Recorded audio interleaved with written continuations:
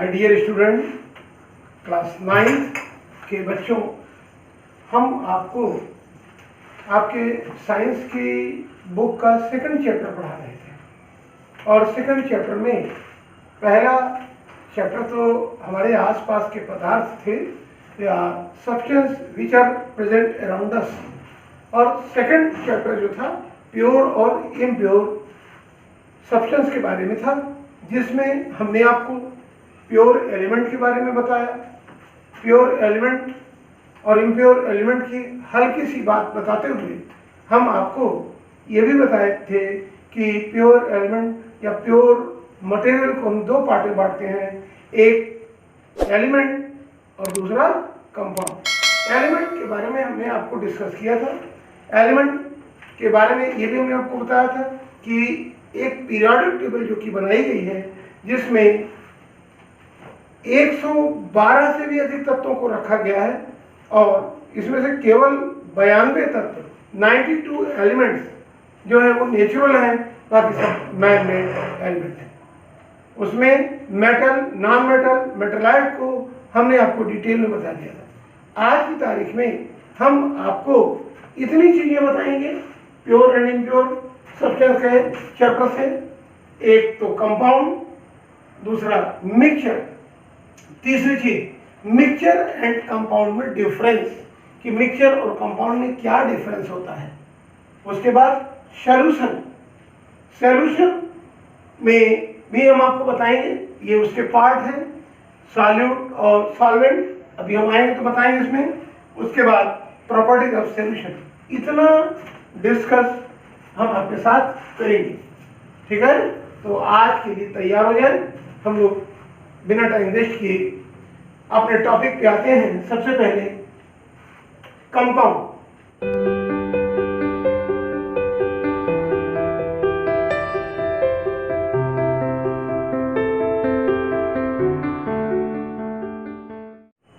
Compound क्या है? मैंने आपको बताया था कि इम्प्योर और प्योर दो अलग अलग चीजें हैं। प्योर मटेरियल अलग है, इम्प्योर अलग है। और प्योर मटेरियल में एक तो एलिमेंट थे और दूसरे नंबर पर क्या था? कंपाउंड। याद आ रहा है? हमने आपको बताया था प्योर मटेरियल में दो चीजें होती हैं, एक तो एलिमेंट और दूसरी चीज थी कंपाउंड। एलिमेंट के बारे में हमने आपसे डिस्कस कर लिया था। कंपाउंड के बारे में जानेंगे। जब दो या दो से अधिक पदार्थ, दो अथवा दो से अधिक एलिमेंट आपस में एक निश्चित रेशियो में मिलकर कोई नई चीज बनाते हैं, तो बनी हुई चीज को हम क्या कहते हैं? कंपाउंड। क्लियर हुआ? जब दो या दो से अधिक चीजें, चाहे वो एलिमेंट के रूप में हो, तो कुल मिलाकर कहने का मतलब यह है कि when two or more than two elements are combined together with a definite ratio, then the prepared material is known as compound. Clear? जब दो अथवा दो से अधिक पदार्थ परस्पर एक निश्चित अनुपात में मिलकर कोई नया पदार्थ बनाते हैं, तो इस पदार्थ को हम यौगिक के नाम से जानते हैं। अब यौगिक के रूप में हम आपको बता दें, एक तो आप देखें सबसे बढ़िया चीज पानी, वाटर। अब इसमें हाइड्रोजन और ऑक्सीजन का रेशियो कितना है? 2:1। देख रहे हैं? दो मॉलिक्यूल, दो एटम इसके हैं और एक इसका है, तो 2:1। इसमें वाटर मॉलिक्यूल्स में, जल के एक अणु में हाइड्रोजन और ऑक्सीजन के मध्य में 2:1 का अनुपात है। इसी प्रकार से और तमाम चीजें, जैसे एक सिंपल हमने C6H12O6, यह है ग्लूकोज। क्या है? ग्लूकोज। अब देखिए ध्यान से, इसमें कार्बन, हाइड्रोजन और ऑक्सीजन के मध्य में क्या अनुपात है? और इसमें काट दें तो कट जाएगा, 6,6, 6 दूनी 12 और 6,6, 1:2:1। यानी कार्बन, हाइड्रोजन और ऑक्सीजन के मध्य में 1:2:1 का अनुपात है। तो ये हो गए हमारे कंपाउंड। इसी प्रकार से और तमाम है। हम बात करेंगे अमोनिया की, तो अमोनिया में देखें नाइट्रोजन और हाइड्रोजन 1:3 में है, 1:3 है। 1 अनुपात क्या है? नाइट्रोजन का, और 3 अनुपात क्या है? हाइड्रोजन का, ये अमोनिया का। जिंक ऑक्साइड की हम बात करें, जिंक ऑक्साइड में 1 अनुपात जिंक का है और 1 ही अनुपात किसका है? ऑक्सीजन का। तो ये तमाम चीजें हैं, मैं बार बार आपको बता रहा हूं कि एक डेफिनेट अनुपात में, एक निश्चित अनुपात में जब विभिन्न प्रकार के एलिमेंट आपस में जुड़कर कोई नया पदार्थ बनाते हैं तो जो चीज बनती है उसे हम बोलते हैं कंपाउंड या यौगिक। क्लियर? अब चाहे जहां से हम लें, जैसे पानी का एग्जांपल मैंने बताया, तो पानी में H2O था, यानी 2 अनुपात किसका है? हाइड्रोजन का, और 1 अनुपात किसका? ऑक्सीजन का। हम कहीं से भी पानी ले लें, चाहे आप अपने घर में नल से आने वाले पानी को लें, गंगा जी का पानी ले लें, समुद्र का पानी ले लें, कुएं का पानी ले लें, बरसात में बारिश का पानी ले लें, तो सभी स्थानों से प्राप्त होने वाले जल में हाइड्रोजन और ऑक्सीजन सदैव 2:1 में ही उपस्थित होगा। क्लियर हुआ? तो ये हो गए कंपाउंड, कोई दिक्कत नहीं। तो अब इसमें हम हटके अब आए मिक्सचर की बात करें। मिक्सचर में क्या है? अभी आपसे हमने डिस्कस किया कि कंपाउंड क्या है। कंपाउंड में मैंने आपसे ये बताया कि जब 2 अथवा 2 से अधिक एलिमेंट या तत्व एक निश्चित अनुपात में आपस में मिलते हैं तो बनने वाला पदार्थ क्या होता है? यौगिक या कंपाउंड। लेकिन मिक्सचर में देखिए क्या कहता है? मिक्सचर में कहता है कि जब 2 अथवा 2 से अधिक पदार्थ अनिश्चित अनुपात में मिल जाए, कोई निश्चित नहीं है कि इसमें कौन सी चीज कितनी मात्रा में मिली है, चाहे एक मान लीजिए 2 या 3 एलिमेंट हैं A, B, C, अंदाज से हमने ले ली, एक मुट्ठी A, एक मुट्ठी B और एक आध मुट्ठी C, बन गया 3। लेकिन इसमें तीनों में मुट्ठी कभी कसी हो सकती, कभी ढीली हो सकती, कुल मिलाकर जो सब्सटेंस की मात्रा होगी वो कम ज्यादा हो जाएगी, उसको हम मिला देंगे। लेकिन वो भी एक समान प्रकार का मिक्सचर नहीं बना। इसको क्या कहेंगे हम? मिश्रण। बात में समझे? जब अनिश्चित अनुपात हो, कोई निश्चित, एक मुट्ठी ले ली, मन हुआ 2 मुट्ठी ले ली सब्सटेंस है, ये इतना। अगर हम और वैसे बात करें तो हमने इसको मान 100 ग्राम ले लिया, इसको 50 ग्राम ले लिया, इसको 200 ग्राम ले लिया, या फिर मन हुआ इसको 150 ग्राम ले लिया, इसको 50 ग्राम ले लिया, इसको भी 50 ग्राम ले लिया, कोई निश्चित अनुपात नहीं है। लेकिन इसके पहले यौगिक मैंने क्या बताया? एक निश्चित अनुपात, कि कभी भी वाटर मॉलिक्यूल्स जल में हाइड्रोजन और ऑक्सीजन का अनुपात जो फिक्स है 2:1, इससे अधिक नहीं हो सकता, इससे कम नहीं हो सकता, तब वो कंपाउंड हुआ। अगर अनिश्चित अनुपात में हमने कुछ मिला दिया जिसकी कोई मात्रा निश्चित नहीं, कभी मन हुआ 100 ग्राम 50 ग्राम 200 ग्राम लिया, कभी 150 ग्राम 50 ग्राम ले लिया, हो सकता है और कम ले लें, ज्यादा ले लें, तो वो एक निश्चित नहीं है, डेफिनेट अमाउंट में नहीं है, और ऐसी स्थिति में बने हुए पदार्थ को हम क्या कहेंगे? मिश्रण। क्लियर हो गया? अब आपको इसमें और इसमें, इन दोनों में डिफरेंस अच्छी प्रकार से समझ में आ गया। किसमें? कंपाउंड में और मिक्सचर। कंपाउंड और मिक्सचर में डिफरेंस समझ में आ गया। अभी हम इसके बारे में बात करेंगे। लेकिन मिक्सचर हमने पढ़ लिया, यहाँ पे कंपाउंड भी पढ़ लिया। कंपाउंड में सदैव एक निश्चित अनुपात में विभिन्न एलिमेंट मिले होते हैं, और मिक्सचर में अनिश्चित अनुपात में मिले होते हैं। ठीक? अब मिक्सचर भी 2 प्रकार का होता है। एक होमोजेनस मिक्सचर, ऐसा है होमोजेनस मिक्सचर, और दूसरा कौन सा है? Heterogeneous mixture. होमोजेनस की अगर हम बात करें, पूरा हमने लिखा नहीं है, शॉर्ट में लिख दिया है होमोजेनस, ये लिख दे रहे हैं होमोजेनस मिक्सचर। और दूसरा क्या है? Heterogeneous mixture. होमोजेनस का मतलब हुआ समांगी मिश्रण। क्या नाम उसका हो जाएगा? समांगी। और ये क्या हो जाएगा? विषमांगी। क्लियर हुआ? समांगी का मतलब एक समान, अगर हम कोई चीज मिलाएं तो बिल्कुल समान मात्रा। सपोज दैट ये हमने ले लिया कोई चीज, अब इसमें सब्सटेंस ए को थोड़ा सा ले लिया, सब्सटेंस बी को भी थोड़ा सा ले लिया, दोनों को हमने मिला दिया, सब्सटेंस ए भी लिया और सब्सटेंस बी भी लिया, ये देखिए मिल गया। अब सब्सटेंस ए और बी चाहे कितने अनुपात मिले, कोई यहाँ पर बंधन नहीं है कि आपने 100 ग्राम लिया, 50 ग्राम लिया, कितना लिया, ले लिया। और लेने के बाद जब मान लीजिए इतना अमाउंट हुआ, मिल गया। अब इसमें से अगर हम यहां से सैंपल लेते हैं, इतना सैंपल, तो जो रेशियो मिले, जो भी रेशियो मिले, जो रेशियो मिले वो रेशियो, और यहां से अगर कोई चीज ले थोड़ी सी अमाउंट, उतना ही रेशियो यहां मिलना चाहिए, उतना ही रेशियो यहां मिलना चाहिए। अगर यहां से लेते हैं तो उसी रेशियो में यहां होना चाहिए।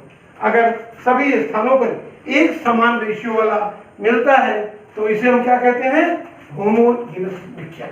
क्लियर हुआ?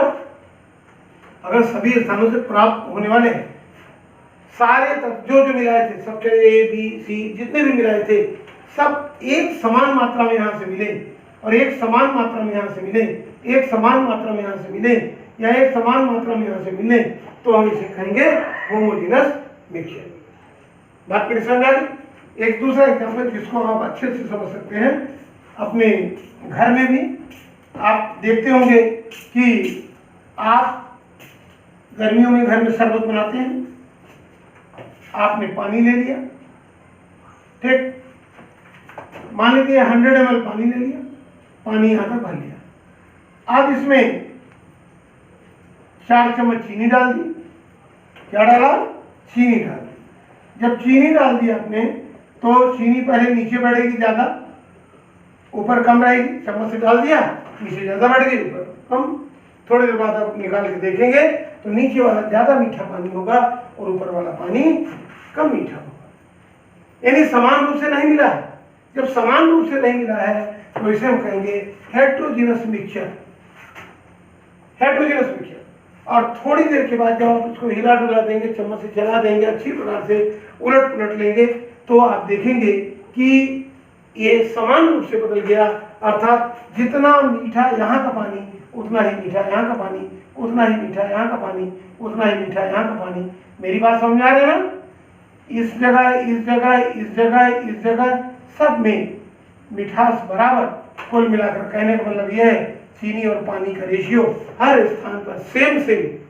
तो हम ये कह सकते हैं कि विलयन समांगी हो गया या मिश्रण समांगी हो गया। ये भी विलयन भी मिश्रण है, अभी हम आगे आपको बताएंगे। मेरी बात समझ आ गई? जब समान स्थान पर सब चीजें बराबर बराबर मात्रा में हो तो ऐसे मिश्रण को हम बोलते हैं होमोजीनस मिक्सचर या समांगी मिश्रण। और जब अगर मान लें कहीं ज्यादा कहीं कम, तो जो मिश्रण तैयार होगा उसे हम कहेंगे विसमांगी मिश्रण या हेट्रोजीनस मिक्सचर। क्लियर हुआ? इसी प्रकार से मान लेते हैं, ये आपको मालूम है ब्रास। ब्रास क्या होता है? पीतल। समझते हैं? पीतल का अपना कोई संकेत नहीं है, वो मिली हुई धातु है, और जब मिल जाती है धातु में तो इसको हम कहते हैं एलाय या मिश्र धातु। हमने मान लीजिए थोड़ा सा, वो बनती किससे है? कॉपर और जिंक से बनती है। क्या क्या है? कॉपर और जिंक। अब ये मालूम है कॉपर 70% होती है और जिंक 30% होती है। याद रखिएगा, कॉपर 70% और जिंक 30%। पीतल को बनाने के लिए कॉपर को 70%, 30% जिंक को लेकर मिला देंगे।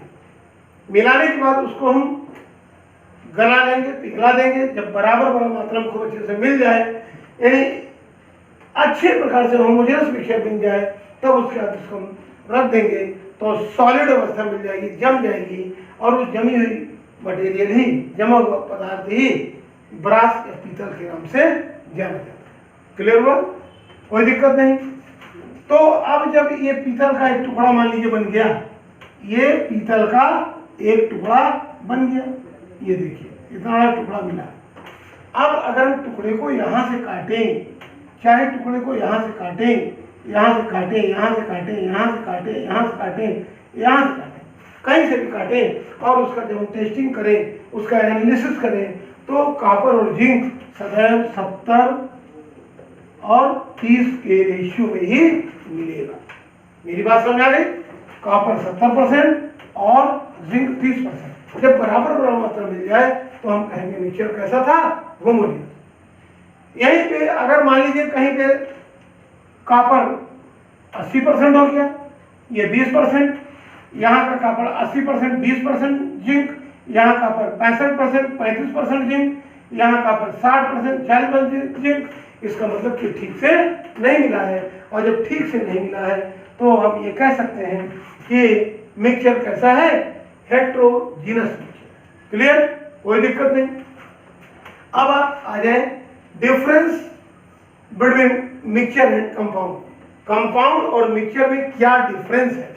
कंपाउंड और मिक्सचर में डिफरेंस जानने के लिए क्या करेंगे, ये कंपाउंड और मिक्सचर में दोनों में डिफरेंस जानने के लिए जितना चीज मैंने आपको बताया है उसको आप समझ सकते हैं, बता सकते हैं अपने से भी, और अदरवाइज मैं तो हूँ ही बताने के लिए। देखिए, आप यूं कर लें, एक तरफ कर दें कंपाउंड, इधर कर दें मिक्सचर। ठीक, कुछ पॉइंट तो आपको रट गए होंगे। पहला चीज, कंपाउंड में भाग लेने वाले या ऐसे पदार्थ जिनको मिलकर ये कंपाउंड बना है, उसमें एक निश्चित अनुपात में तत्व मिलकर ही यौगिक का निर्माण करते हैं। इसमें अनिश्चित अनुपात में तत्व मिलकर मिक्सचर का निर्माण करते हैं। कोई दिक्कत नहीं। दूसरी चीज, अगर मान लीजिए हमने विलेन बना लिया, तो विलेन में कंपाउंड में जो अवयव भाग लेते हैं बनाने में, उनका अपना कोई अस्तित्व नहीं होता है।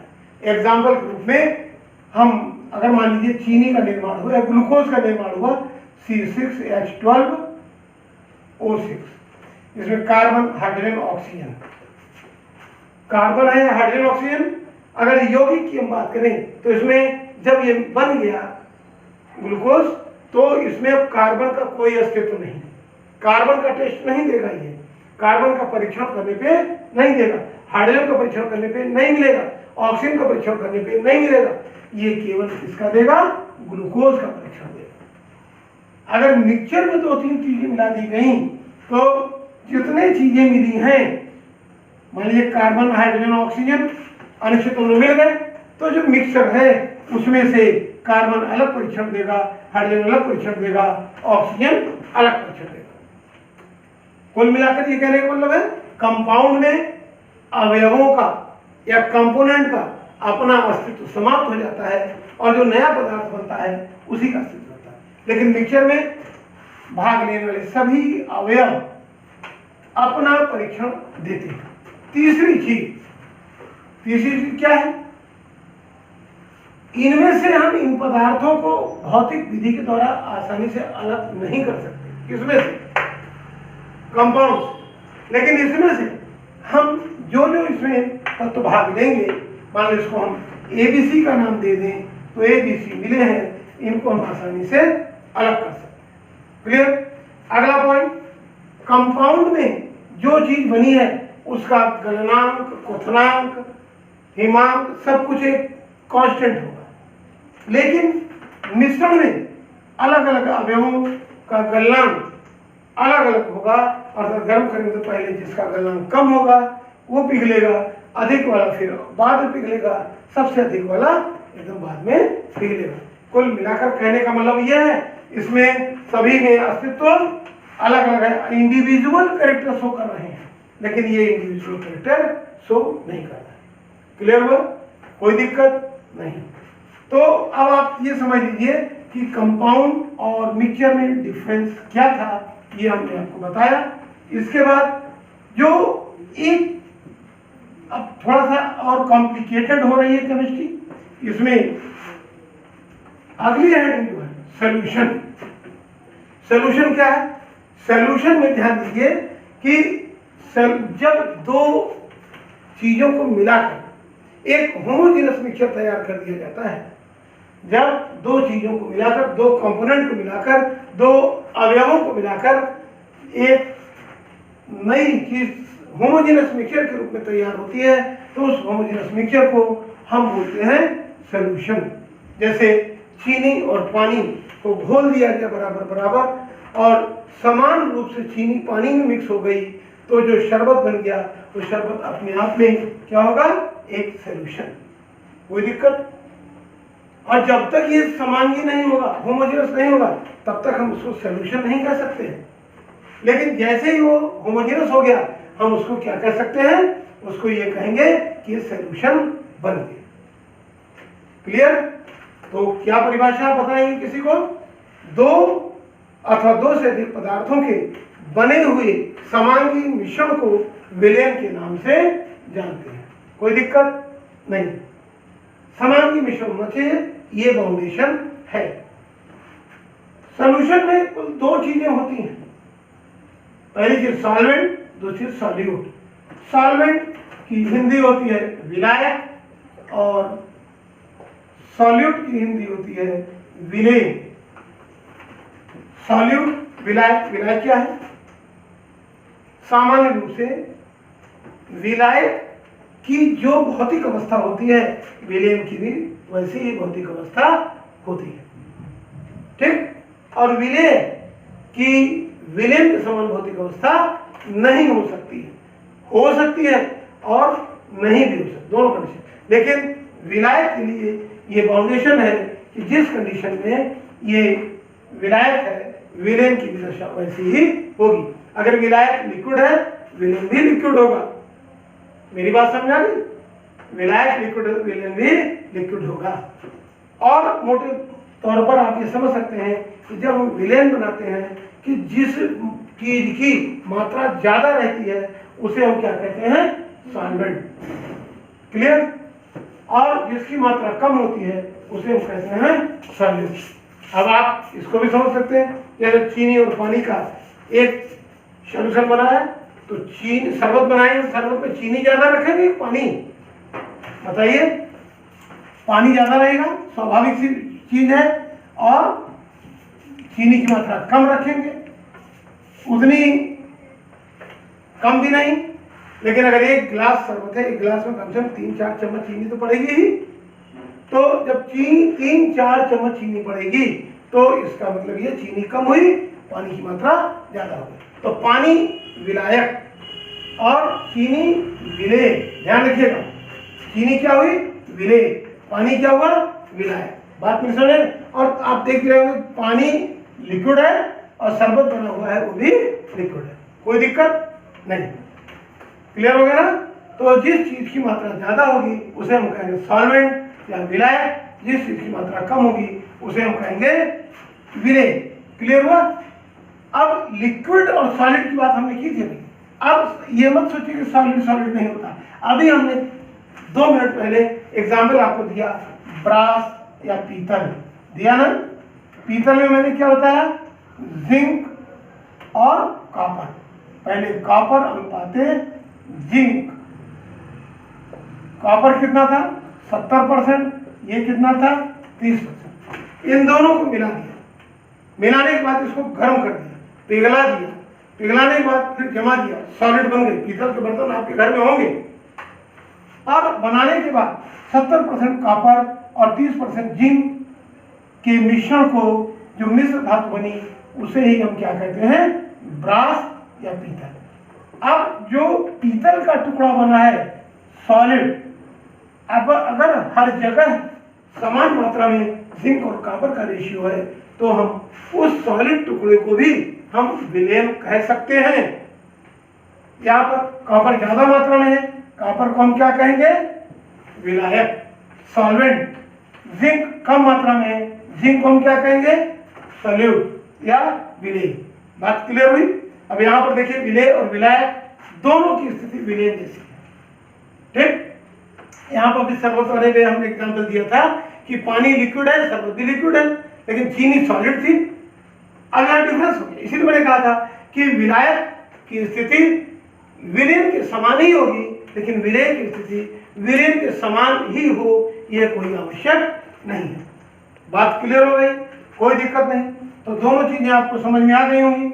विलेन भी कई प्रकार के होंगे। इसके बाद हम आपको अभी कोलाइडिंग विलेन दिया जाएगा तो उसको हम बताएंगे। अभी केवल आप इतना ही जान लें, फिर उसके बाद हम उसको बताएंगे। अब प्रॉपर्टीज ऑफ सॉल्यूशन, सॉल्यूशन बनने के बाद कुछ इनके मुख्य लक्षण होते हैं, उनको आप कैसे जानेंगे। देखिए, हमने विलायक में विलेय को डिसॉल्व कर दिया, मिला दिया, लेकिन सॉल्यूशन में हम अपनी नंगी आंखों से या आंखों से विलेय को अलग से नहीं देख पाएंगे। ठीक, दिखाई नहीं देंगे। चीनी को पानी में घोल दिया, अब हम उसमें ढूंढें कि चीनी कहाँ है, वो आपको नजर नहीं आए। दूसरी चीज, विलेन बनाने के बाद उसका अपना एक अलग बॉइलिंग पॉइंट, फ्रीजिंग पॉइंट और मेल्टिंग पॉइंट हो जाएगा। क्लियर हुआ।